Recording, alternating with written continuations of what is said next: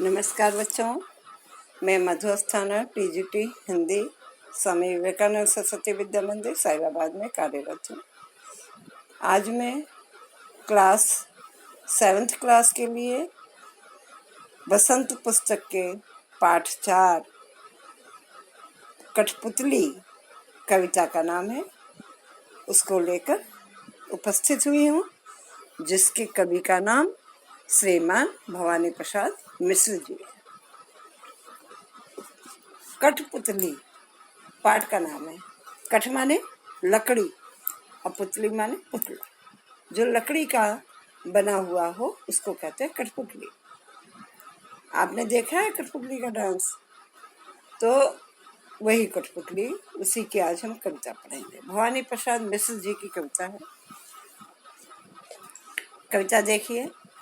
कठपुतली गुस्से से उबली, बोली ये धागे क्यों है मेरे पीछे आगे, इन्हें तोड़ दो मुझे मेरे पाँवों पर छोड़ दो। सुनकर बोली और कठपुतलियाँ कि हाँ, बहुत दिन हुए हमें अपने मन के छंद छुए।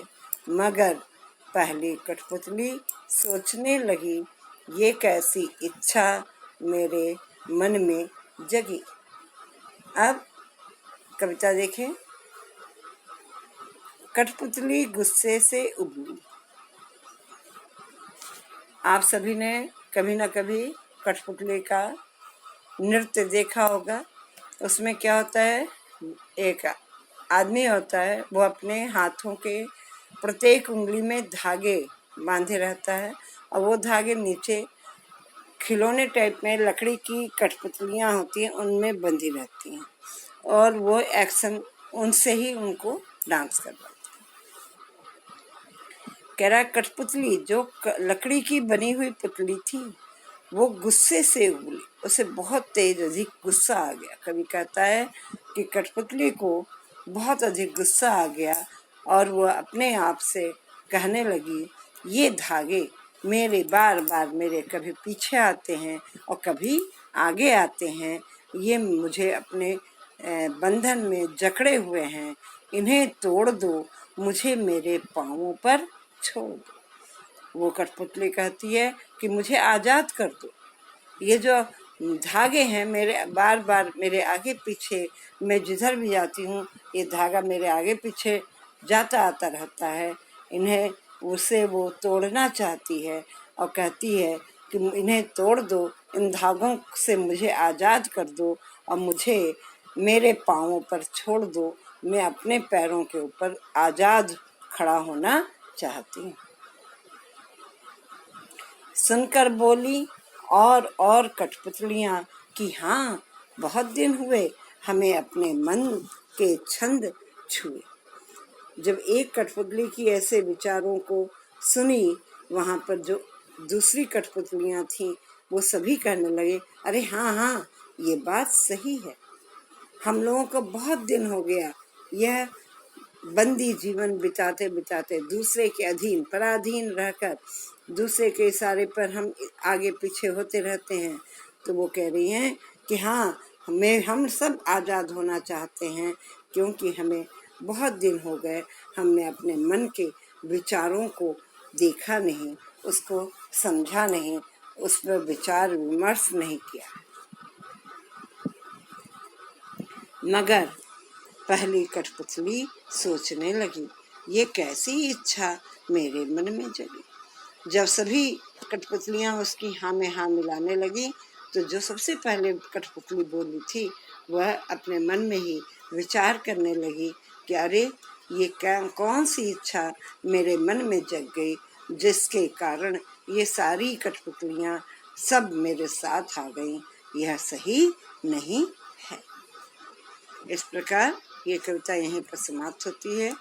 इसमें बहुत कठिन शब्द नहीं आए हैं, 1-2 वर्ड हैं और वो आपके बुक में पीछे लिखे हुए हैं, वर्ड मीनिंग लिखी हुई है।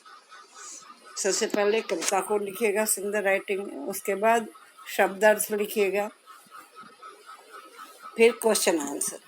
पहला क्वेश्चन नहीं करना है, सेकंड कठपुतली को अपने पांवों पर खड़ी होने की इच्छा है, लेकिन वह क्यों नहीं खड़ी होती?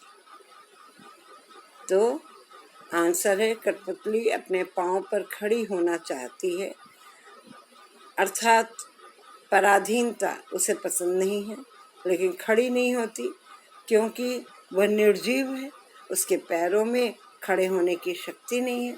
स्वतंत्रता के लिए केवल इच्छा ही नहीं बल्कि ताकत की भी, क्षमता की भी आवश्यकता होती है, जो एक उस काठ की बनी हुई पुतली में नहीं है, वह निर्जीव है। थर्ड क्वेश्चन, पहली कठपुतली की बात दूसरी कठपुतलियों को क्यों अच्छी लगी? जब पहली कठपुतली ने आज़ाद होने के लिए विद्रोह किया तो दूसरी कठपुतलियों को यह बात बहुत अच्छी लगी, क्योंकि बंधन में रहना कोई पसंद नहीं करता। वे भी अपनी इच्छा अनुसार जीना चाहती थीं, वे भी बंधन में दुखी हो चुकी थी। फोर्थ क्वेश्चन, पहली कठपुतली ने स्वयं कहा कि ये धागे क्यों हैं मेरे पीछे आगे, इन्हें तोड़ दो, मुझे मेरे पांवों पर छोड़ दो। तो फिर वह चिंतित क्यों हुई कि ये कैसी इच्छा मेरे मन में जगी? नीचे दिए गए वाक्यों की सहायता से अपने विचार व्यक्त करिए। पहला है, उसे दूसरी कठपुतलियों की जिम्मेदारी महसूस होने लगी, उसे शीघ्र स्वतंत्र होने की चिंता होने लगी। वह स्वतंत्रता की इच्छा को साकार करने और स्वतंत्रता को हमेशा बनाए रखने के उपाय सोचने लगी। वह डर गई क्योंकि उसकी उम्र कम थी। अब ये सारे क्वेश्चन हैं, अब इसका आंसर यहाँ पर। कठपुतली अपने पांव पर खड़ी होना चाहती थी, अर्थात पराधीनता उसे पसंद नहीं थी, लेकिन खड़ी नहीं होती थी क्योंकि जब उस पर सभी कठपुतलियों की आज़ादी की जिम्मेदारी आती है तो वह डर जाती है।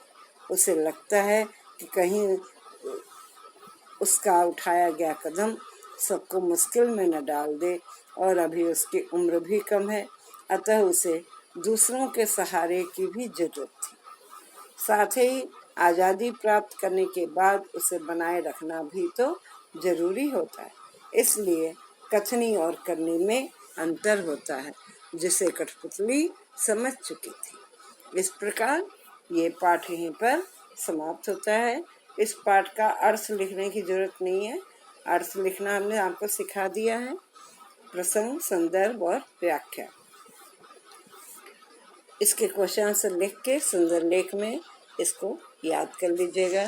पुनः फिर हम आपके साथ अगले पाठ के साथ उपस्थित होंगे। तब तक के लिए धन्यवाद बच्चों।